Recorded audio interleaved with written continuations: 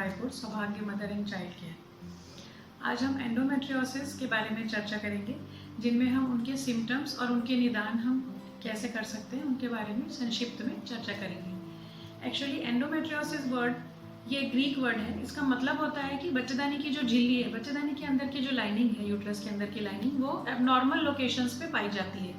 जैसे कि कभी ट्यूब्स की सरफेस पे जो दोनों ट्यूब्स होती हैं महिलाओं में, बच्चेदानी से जुड़ी हुई 2 ट्यूब्स होती हैं और 2 अंडाशय होते हैं, उनके ऊपर पाई गई तो ओवेरियन एंडोमेट्रियोसिस कहलाता है। या फिर कभी यूट्रस की पिछली सतह पे पाई गई जो कि पाउच ऑफ डगलस कहलाता है, तो उसकी वजह से नॉर्मल मेंसेस का ब्लड तो वेजाइना के थ्रू हर फीमेल्स में हर मंथ में बाहर आ जाता है, पर ये एंडोमेट्रियल लाइनिंग हर महीने ब्लीड करती है हार्मोनल चेंजेस होने की वजह से, और इनका जो ब्लड है वो बाहर नहीं आ पाता है। ये जो ब्लड है अंदर उसी जगह पे कलेक्ट हो जाता है, तो ओवरी पे कलेक्ट हो जाएगा तो एंडोमेट्रियोमा या चॉकलेट सिस्ट बन जाएगी। पीछे की तरफ कलेक्ट हो गया तो पाउच ऑफ डगलस में पेशेंट को सेक्स करने में पेन होगा, जो कि इसका एक कॉमन सिम्टम होता है। अब हम बात करते हैं सिम्टम्स की। ये एक शॉर्ट में मैंने बताया कि होता क्या है। सिम्टम्स क्या हो सकते हैं कि पेशेंट को बहुत ज़्यादा पेन होता है, पीरियड्स के समय बहुत पेन होता है। क्यों होता है पेट में दर्द? क्योंकि जो एंडोमेट्रियल लाइनिंग जो बाहर की तरफ है उनमें हार्मोनल चेंजेस होते हैं।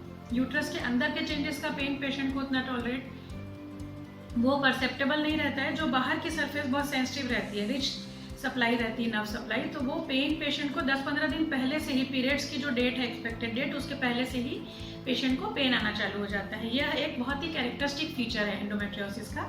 इसे हम कंजेस्टिव डिस्मेनोरिया कहते हैं। फिर जैसा मैंने बताया कि पाउच ऑफ डगलस में अगर एंडोमेट्रियल लाइनिंग हो तो पेशेंट को सेक्स करने के दौरान पेन होता है, जिसे कि हम डिस्पेरोनिया कहते हैं।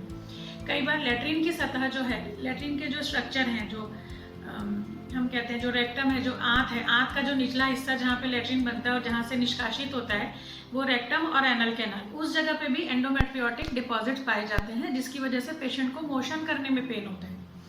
कभी यूरिनरी ब्लैडर माने पेशाब के थैले के ऊपर पाए गए तो पेशेंट को यूरिन करने पे पेन होगा। तो यह बहुत डेबिलिटेटिंग कंडीशन है। इनफर्टिलिटी जिनमें बच्चा नहीं हो रहा है उनमें 25 से 40% केसेस में यह पाई जाती है। और इंडिया में अभी इसका अनुमान लगाया जाता है कि 10 में से 5 महिलाओं को, 5 से 6 महिलाओं को किसी न किसी लेवल पे कभी माइल्ड डिसीज़ है या सीवियर डिसीज़ है या एंडोमेट्रियोटिक डिसीज़ है।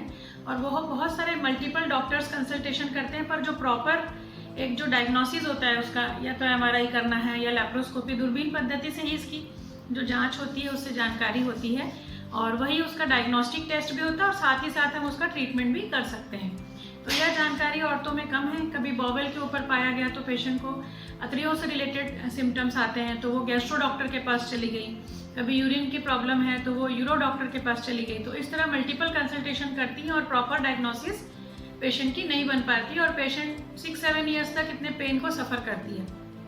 इसको हम 2-3 तरीके से ट्रीटमेंट कर सकते हैं। अगर बच्चा नहीं आ रहा है तब तो फिर इसका सर्जिकल ट्रीटमेंट करना ही उचित होता है, और अगर बच्चे हैं, फैमिली कंप्लीट है और फिर ये डिसीज़ आई है तो फिर इसमें हम बहुत तरीके से मेडिकल मैनेजमेंट कर सकते हैं, जिसमें बहुत सारी दवाइयाँ, हार्मोन्स की दवाइयाँ, पेन की दवाइयाँ, ये सब दे के पेशेंट को हम रिलीफ दिला सकते हैं। तो जब सही डायग्नोसिस होता है, सही प्रॉपर आप जिस भी डॉक्टर के पास जाते हैं वो प्रॉपर जानकार है और डायग्नोसिस सही होती है, तो फिर आपकी ट्रीटमेंट लाइन भी सही हो जाती है। अभी महिलाओं में इसकी अवेयरनेस आना बहुत ज़रूरी है। अगर आपको इस बारे में पता होगा तभी आप उनके सिम्टम्स को भी आप थोड़ा बहुत प्रिडिक्ट कर पाएंगे। डॉक्टर से हमको कंसल्ट करना है, उसमें डिले नहीं करेंगे तो डेफिनेटली आपका जो ट्रीटमेंट है वो प्रॉपर हो पाए।